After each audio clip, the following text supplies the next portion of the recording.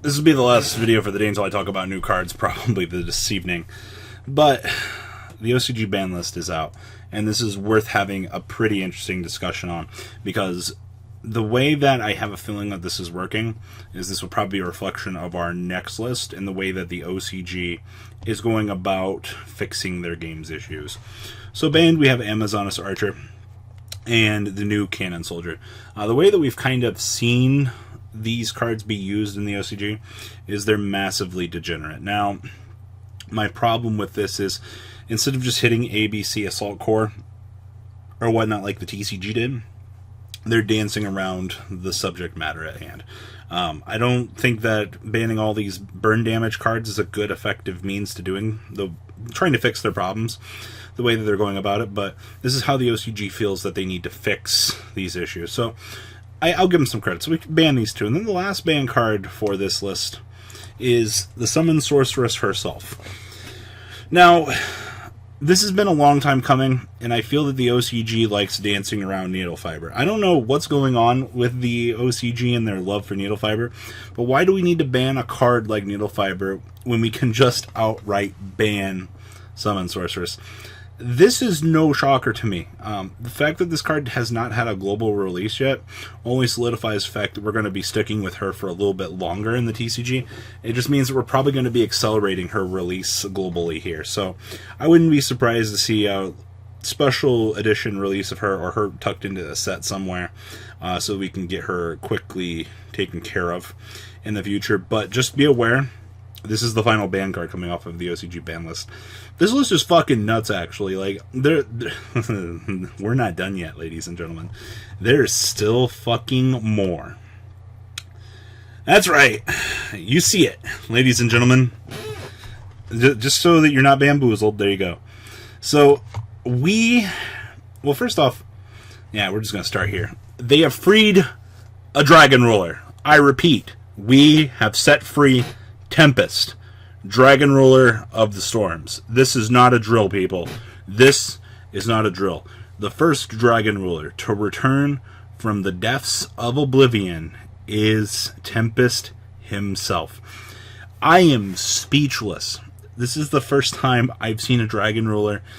2013, I think, was the last time we seen this guy set foot in the format. This is spectacular. I am absolutely shocked that this is happening right now. I think a lot of you guys should be absurdly shocked too. This is insane news. So, we have, maybe in the future we could free Tempest. I kind of wonder if this is a prelude to something coming out in the future that needs a Dragon Ruler support, because isn't he the one that searches? So, and then we're also getting Damage Juggler limited to 1. The OCG still got grass and everything, so I mean, this is interesting. I mean, it had to happen. Now, this is some interesting shit here. So, they limited Goblin to 1. The TCG just outright kicked this card to the side and banned it. Co-linking is pretty broken. Drawing cards, additional normal summons. The TCG... Firewall's still not banned over here, by the way. Fucking plot armor. Lol. But for the most part right now, we're just banning Goblin. It fixes some of the game's issues. I think that this is the right way. Well, not the right way to go. We should just get this shit banned, but whatever. Also moving to 1, a Hero Lives. It's fucking a Hero Lives. I mean, I don't know what more you really want. The TCG and the OCG both met eyes on this card. This card's been a troublesome pain in the ass for all formats. I understand paying half your life is nothing in the grand scheme of things, but this is how we're choosing to go about things, and I think that this is probably the right way to go about it. So, not a bad hit. And then Gold Sarcophagus, yeah, TCG's probably going to hit this next list. As much as we want for Thunder Dragons to be a good deck, I hate to say it, but I think this card needs to go. The fucking, just what it does for Thunder Dragons is nuts. If you guys have seen anything from the OCG side of the game, you've definitely seen that for the most part. There's a lot of degeneracy that comes from Gold Sarcophagus even being allowed. So, these are your 1 and 0 changes. Now, moving to 2. Thank you, Japan. You've done something that the TCG will eventually need to do. They're putting our boy Multi-Faker to 2. Multi-Faker is going to be a pain in the ass for the TCG goers, and if you guys have said that I've been crazy for the longest time talking about this, I was probably one list ahead of myself. This is just a preemptive check, and I definitely hope that you enjoy playing against Altergeist for the next 6 months while we're in another Eternal format. This card is dumb. This card is very unfair for what it does to the game, but a lot of people have differing opinions on how they should hit this deck. Putting this to 2, I think, slows down the engine. Doesn't inherently break it, but this is how the OCG once again feels that they need to go about things. So, putting this to 2. Necros Embryonic to 2. I mean, they've been letting up restrictions on Necros for a while now, and it doesn't shock me that we're just now getting to this point. I think... And Necros has a lot more like love in the OCG than it does here. I mean, all of us want Shrit back to 1, but it's not happening. Let's see here. What else happened down here? Oh, yes, our boy Dante. Oh, hello. Hello, Dante. So, oop, our boy Dante disappeared. All right, cool. That's what we'll come over here for. So, Dante going to 2. This doesn't really shock me. It's whatever. I mean, the OCG's had Dante at 1 for the longest time. Wait, are they at 1? Yeah, I never remember. But yeah, Dante's at 1. And for the disappearance that you saw over here, we have Widow Anchor, Immobilize, Engage going to 2. Now, they didn't completely kill Sky Striker. Now, this isn't a bad thing, in my opinion, the way that they chose to go about this.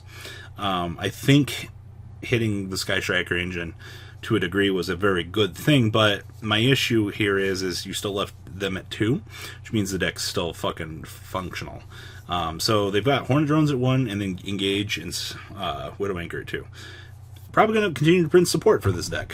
What a shocker. They moved Super Poly to 2.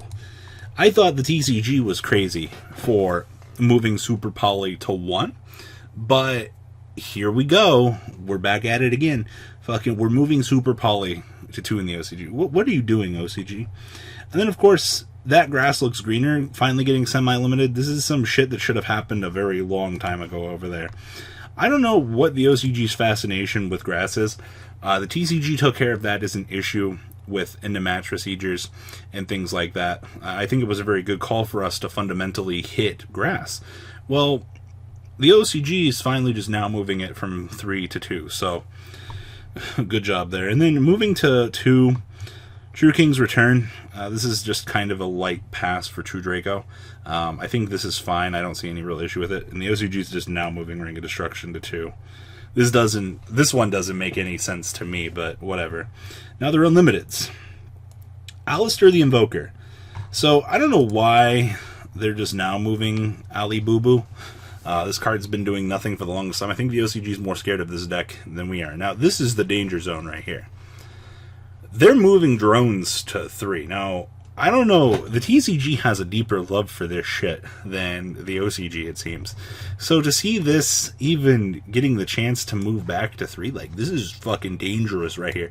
Machine Dupe now becomes viable in the deck again. You know what that means. Whew. I hope somebody breaks Spirals again. The deck's so good. And then we have a Disc Commander with an errata. Yeah, this card's doing nothing. Now this is the first time I have seen Marrowgeist even legal in its true glory for such a long time. This is a shocker to me as a player. I don't know how I feel about this. This once again, this is crazy. OCG, what are you doing? I think the last time we had this hand loop there was some combination of Dragon Rulers with this shit. So there's that. And then Construct and Winda coming off the list. I don't even know why they were worried about these cards. Like, they finally got the full pass, like, 5 years later. About time. So what are my final thoughts on this? This is the danger zone. No. Danger. Danger. Like, Konami, this is interesting. The way they hit grass and whatnot is interesting. I'm glad to see that the OCG is taking measures to hitting Gold Stark. This is worthless. This, I don't know. I'm intrigued by this. And they had to ban Summon Sorceress. Very interested by this, though. What are you doing, Konami? I want to know. I really want to know. Tell me what's going on inside your head. So guys, that's all I have for this video. Please leave a comment down below. Tell me what you guys think about the OCG ban list, and that's all I got, guys. Peace. The ride never ends, guys. Make sure you enable those notifications to get the latest videos that are being posted on this channel. Make sure you guys check out VanCole40 for my Cardfight Vanguard channel. And join me and House of Champions on the Zodiac Duelist TV Twitch stream. We'll be interacting with our audiences. And please check out No Limit Gaming and LGTCG.com for the cheapest trading cards on the market. Thanks for watching, guys, and please have a good day.